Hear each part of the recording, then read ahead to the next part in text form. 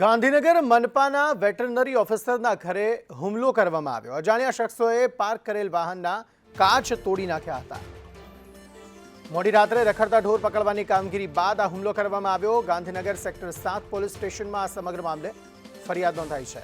હિરેન રાવલ આ સમગ્ર મામલે વધુ માહિતી આપી રહ્યા છે। હિરેન, જણાવશો શું વધુ વિગતો?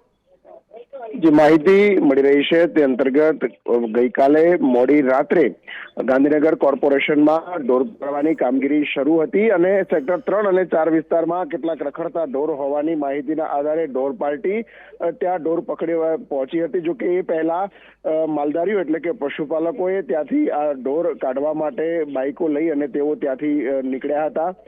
ત્યાંથી ઢોર તેમણે કાઢ્યા હતા। જો કે ઢોર પાર્ટીએ રાત્રે 12 વાગ્યા બાદ પણ આ પ્રક્રિયા શરૂ રાખી હતી અને એના કારણે ખીરનાયેલા પશુપાલકો જે છે એમણે આ ઢોર પાર્ટી સામે હુમલાનો પ્રયત્ન કર્યો હતો। જો કે એસઆરપીની ટીમ સાથે હતી, એણે આ ઢોર માલિકો જે છે એમને રોકી રાખ્યા હતા।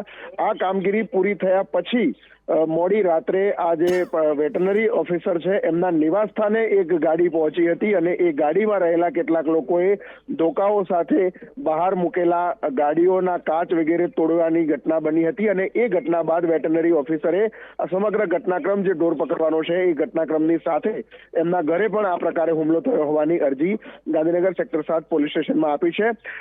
શંકા છે વેટરનરી ઇન્સ્પેક્ટર અને કોર્પોરેશનની ટીમોને કે આ ઢોર માલિકો દ્વારા જ આ પ્રકારની ઘટના બની હશે।